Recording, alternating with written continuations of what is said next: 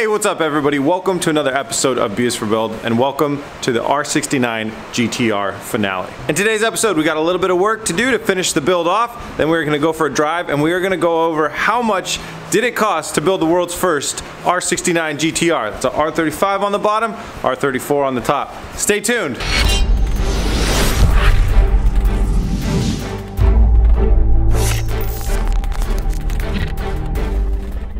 Before we get down to work, I want to take a second out to thank our sponsor. Today's episode is sponsored by SimpliSafe. SimpliSafe is serious home security made easy, made simple. It's all the protection without any of the hassle or the headaches of the old school brands. SimpliSafe's comprehensive lineup includes sensors to cover every window and room and door. They've got HD security cameras for inside and out, plus great extras like smart locks and video doorbells and window sensors and just a ton of great stuff. When you go to their website, simplysafe.com, it guides you through the process of building your own system to meet your needs of what you need. From there, your system is sent directly to your door. Installation, I cannot stress this enough, is super easy. I installed the security system in this house when I got it in under 10 minutes. I'm personally interested in home security for two big reasons. One of them is I love protecting my cars. I have a great car collection. My outdoor security camera does a great job of monitoring those 24/7. The other thing is just the peace of mind that it gives me when I'm at my home. If I wake up in the middle of the night and I get startled and I hear a noise, I love knowing that if I don't hear my SimpliSafe alarm going off, I just go back to bed. It's a pretty great feeling. So let me show you around my system here at my home. I like to keep my keypad at my front door right here so I can hit my buttons on my way out. It's touch sensitive, so I'm just touching it here and you can see it says home. And that means that my system is active because Chelsea went to bed a couple hours ago. I have a door sensor right there that's gonna notice when I open the door, and then that's gonna start to center in the countdown saying, hey, you live here? You know what's going on? So I went ahead and shut off the alarm, but this is the button that we press when we are home and we're going to bed at night. You can hear the audible tone coming from the base station. It's right over here. When it's glowing blue, I know that the system's armed and I'm good to go off to bed. And on top of all that great stuff, I have a great way to monitor my property 24/7 using the cameras. So I have my indoor cameras watching my house, but also what's big for me being a car guy is the outdoor camera that I use to monitor my vehicles. This camera is trick. It's got an ultra wide 140-degree field of vision, and it's got 1080p HD resolution, and it has a built-in spotlight and color night vision. And like I mentioned before, they have a wonderful app where I go look at the footage from my cameras, indoor and outdoor, and I can do things like turn on my alarm, activate my alarm, or just check on the system. So if you're ready to get serious about home security, now is the time. Check out the link in the top of the description or go to my link right here. And you can save 20% off your SimpliSafe security system when you sign up for the interactive monitoring plan, and you get your first month's free. Just go to simplysafe.com/B-is-for-build. Go check it out. Huge thanks to SimpliSafe for sponsoring this episode. Let's get down to driving. Alright guys, in our last episode we left you with a little bit of work left to be done. Let's get you caught up.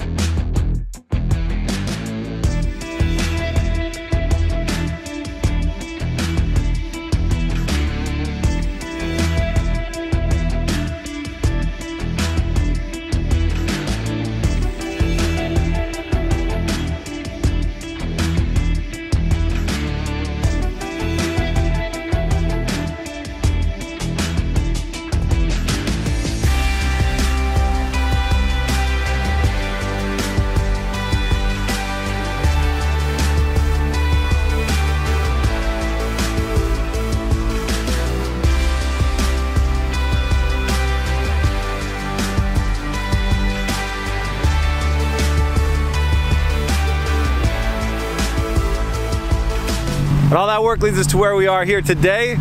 Beautiful sunny day out here in Mexico. Let my GTR warm up.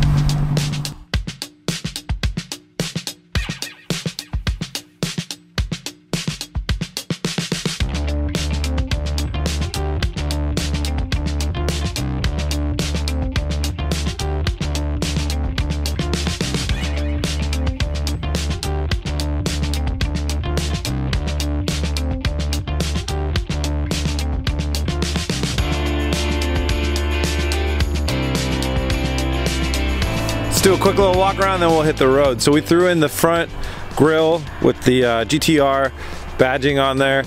Most of the work went into finishing out the front fins for the fender. I think these turned out amazing. I really like how they look. Now those are gloss black right now. By the time we go to SEMA, something like that, we'll have these things carbon fiber. Another big thing was the install of the rear glass. I got the JDM molding sent in from Japan. We got the rear glass in here. You may notice though we have an open hole right there. I got a 3D print some blockers for that. Now we're ready to go for a drive. I love this car so much. It's just, it seems so easy. Everything's just easy. Hop in, foot on the brake. Presto engine on. So nice. So you guys remember in that last shot how I said I wanted to let my GTR warm up? It warmed up. It didn't stop warming up. It's now the next day when we made it stop warming up. We're letting it get it up to temperature, and then where the relays were supposed to trigger the fans to come on, but we had a little bit of a wiring snafu and the relays did not trigger the fans to come on, so the vehicle kind of overheated. So we had to wait until it cooled down, which meant that we lost sunlight, and then we drove home. Actually, I hot wired it on the side of the road and then we drove home. But anyways, we fixed it again and we're back. So we shall continue. Start talking about how much this car cost. And we need to go to the gas station. We are very low on gas. Let's go to the gas station.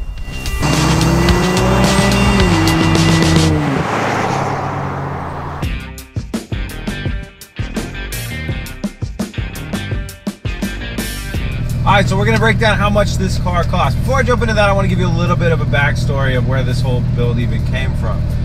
Back before COVID hit, in February of 2020, so right before COVID hit, I was working with Tavares, doing a collaboration project, and I just, for some reason, decided I really wanted an R34. I didn't know what I was even going to do with it, I just really wanted an R34 to have in my collection. So I made some calls and I found this R34, the GTT, with no engine in it, and it came for $17,000 without an engine. And that wasn't a very good deal, but it also did come with two GTR rear quarter panels, and those at the time were about $2,500 bucks. Now they're worth actually like $5,000. So the price of those, the value of those has gone up a lot. And those ones we didn't actually end up using because we had to go for even more of a wide body. So anyways, we bought this vehicle for $17,000, but I'm knocking $5,000 off of that because I essentially got $5,000 in free parts with it. So I'm gonna call it $12,000 bucks, and that was for the GTT body. I didn't really know what I was gonna do with the GTT body though. As you guys know, these vehicles are illegal to own in the United States.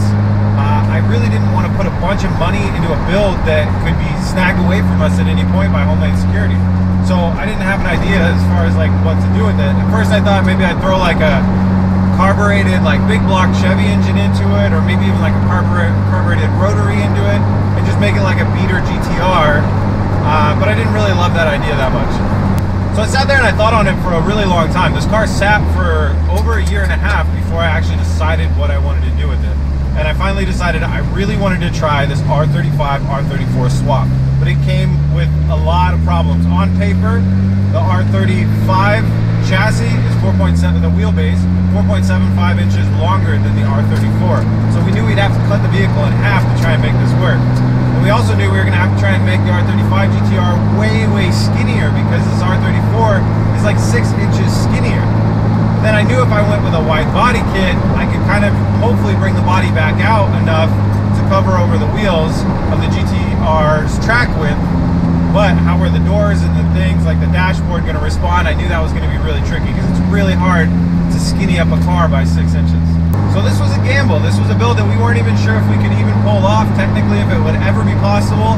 Sometimes, you know, you just go to make the car skinnier, you run into a gas tank and you just can't do anymore. There can be big problems, but we wanted to risk it, we wanted to make it happen. So I needed to buy the R35 GTR donor car for this build.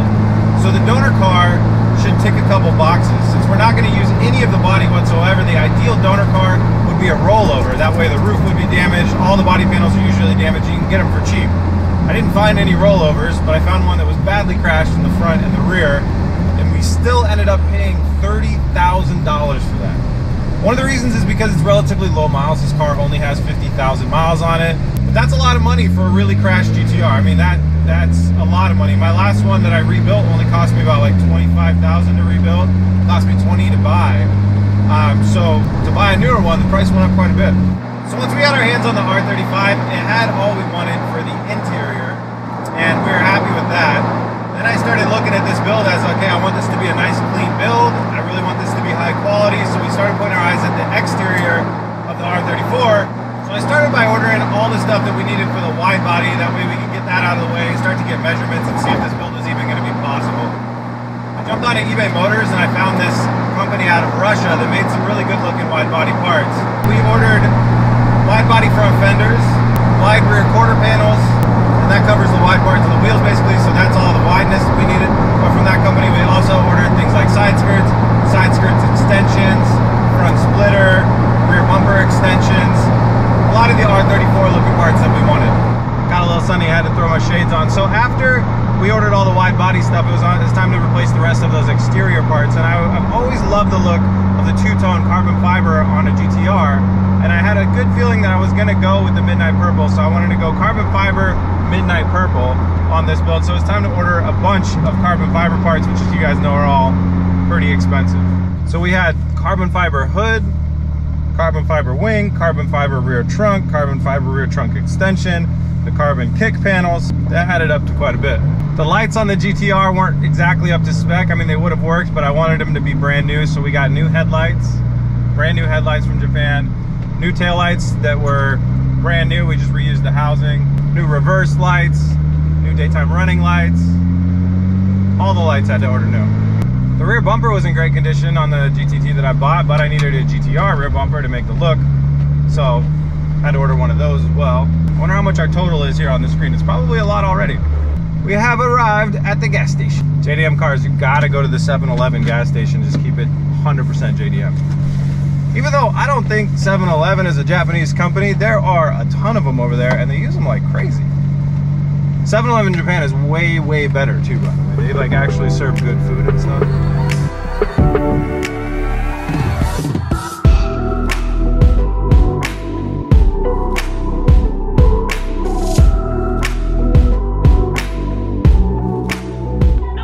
All right, we are refueled. We are gonna go find one of those roads we can rent out in the country. You know, we got the filming permitted roads. You handle the paperwork, right, Kyle? I do all the paperwork. Yeah, so we rented a few roads out in the country over here, and we're gonna go find them so we can drive fast. So after the bumper, we also had a few more exterior pieces that we need to get. The car did not come with side mirrors. We bought those. Did not come with the interior part of the side mirror cover. Those things are really expensive. To order those from Japan was 300 bucks a set. And I accidentally ordered 2 sets. The glass on the car was actually in really good condition, but then I had windshield in storage, and I was on the phone walking through our storage, and I tripped on it, and I fell, and I smashed our windshield in half. So I had to order another one of those, and thankfully a friend had one, so I was able to get one at a reasonable price. They're usually extremely expensive to send over from Japan, but I ended up getting one for $1,000 bucks. Pretty crazy. Drive-by shot. So for those of you that are keeping track, on the R34 that we bought, the things that we kept were the front bumper, the doors, rear window glass, and the shell of it, just the outside part of the shell of it, and that was it. We literally replaced every other thing on the entire car. If anybody out there has a GTR shell they want to sell me, I think I have enough parts to build a whole nother one. We didn't find any good driving roads, but we found a great restaurant that we know about, so let's stop in here. The view's actually really nice too. This would be one of those great cinematic shot places. You got country, vineyard, weather, country, train tracks, old country tavern. Then enters GTR, juxtaposed in the countryside. Tokyo City car meets Oregon country vineyard. We might need to hire some of those fancy camera guys. All right, so let's pick up on how much things cost. So after we had the exterior sorted, the interior on the GTR was pretty good. We were able to restore the seat. But as I mentioned in episodes before, this airbag here, that cost us $1,000 bucks just to have a steering wheel that looked like it didn't explode. On the performance side of things, we did get a lot of things sponsored, so I'm just gonna kind of tally up the total of these things as if we weren't sponsored on them. So on suspension, we're on the BC Racing BR type coilovers. We've got, for tires, we've got the Nitto Invo tires, super grippy tires. They've been doing really well for us. And then we have the Koenig Countergram wheels. For exhaust, we got a little bit cheaper because we built our own stainless steel catback exhaust, but materials were still kind of spendy on that one. We reused an intercooler from another build. It was originally a really spendy boy, but we did get it used and then we chopped it up so we could make it work with this build. So it was a pretty good deal. So on the engine side, for engine cooling, we needed new radiator and radiator fans. And then we kind of lumped together a bunch of the miscellaneous costs of things like getting the AC running, power steering lines, all the rest of the new lines that needed to be replaced. That tallied up to a good chunk of change.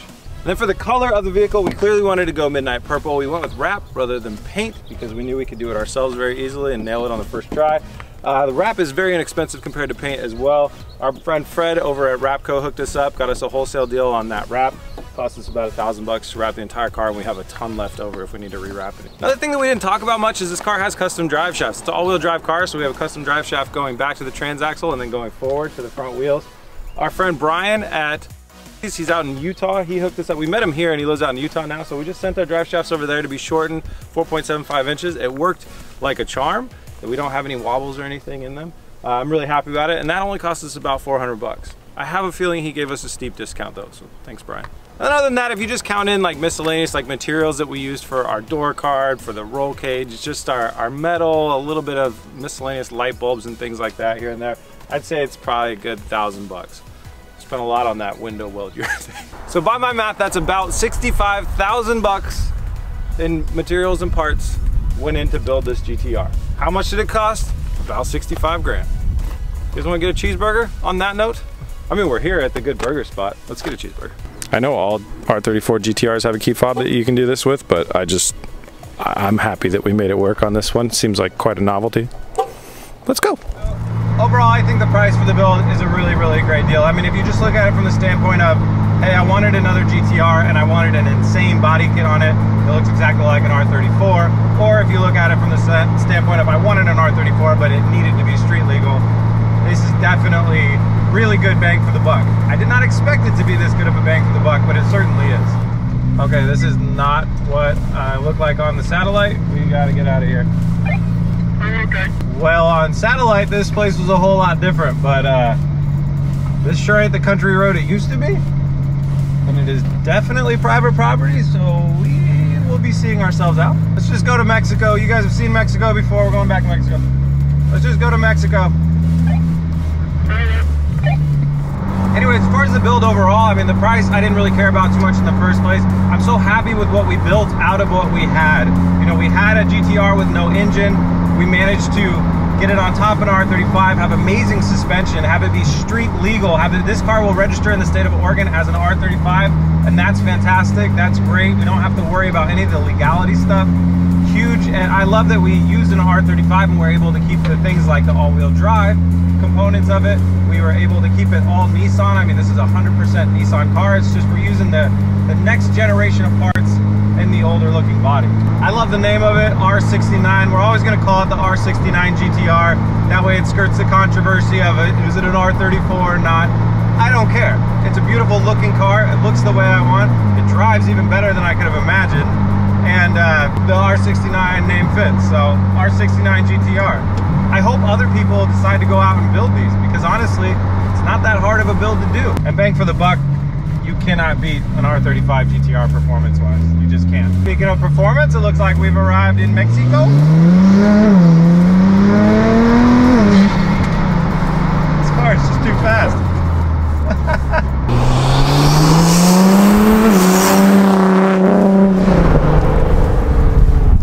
One more little pull here.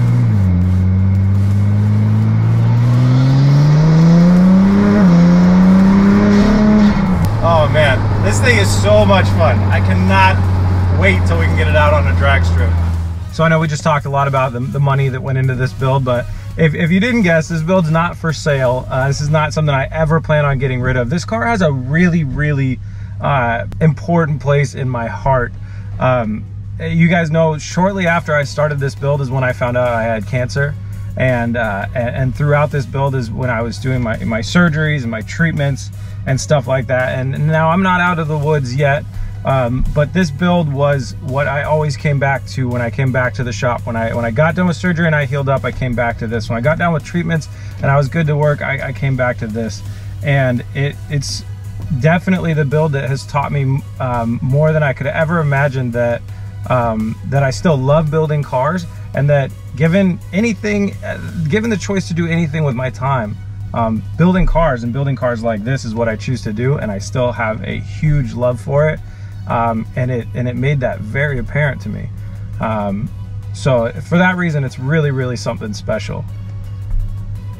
And also, I mean, have you seen the way it looks? And that is another B is for build in the books. Huge thanks to our sponsor SimpliSafe for helping us be able to afford craziness like this. Thank you to Oscar. Thank you to Kyle for all your hard work. This thing turned out amazing. And in 2 days, we go to buy the next build, the next crazy thing. Should we tell them it's mid-engine? We already did. And then we'll go show you our new shop. Make sure you stay tuned, subscribe so you don't miss any crazy new builds in the future, and we'll see you then. Peace! Come on!